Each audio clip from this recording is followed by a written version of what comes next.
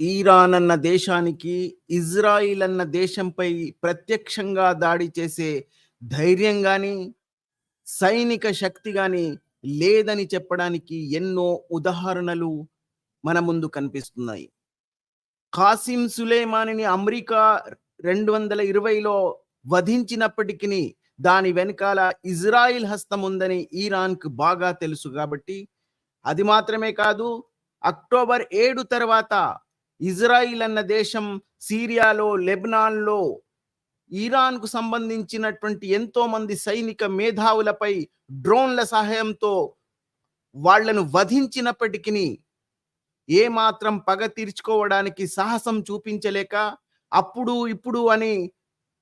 వాదనలతో, ప్రేలాపనలతో మాత్రమే సంతృప్తి చెందినటువంటి దేశం ఇరాన్. ఇరాన్‌కు సంబంధించినటువంటి సైనిక మేధావులపై ఒకసారి కాదు, 2 సార్లు కాదు, ఎన్నో సార్ల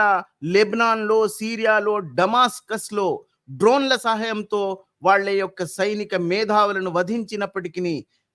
ఇరాన్ ఇప్పుడు పగ తీర్చుకుంటాం, అప్పుడు పగ తీర్చుకుంటామని కేవలం వెధవ ప్రేలాపనలు తప్పితే ఇంకా ఏమీ చేయలేకపోయింది. చిట్ట చివరిగా డమాస్కస్‌లో ఇరాన్‌కు సంబంధించిన ఎంబాసీపై ఇజ్రాయిల్ దాడి చేసి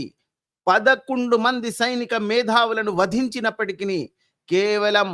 ఒక 200 చిన్న స్థాయి మిజైల్‌లను ఇజ్రాయిల్‌పై ప్రయోగించి మేం పగ తీర్చుకున్నామని ప్రేలాపనలు పేలుస్తూ పడడం తప్పితే ఇంకా ఏమీ చేయలేకపోయింది. పుట్టుకతోనే పోరాటంతో పుట్టినటువంటి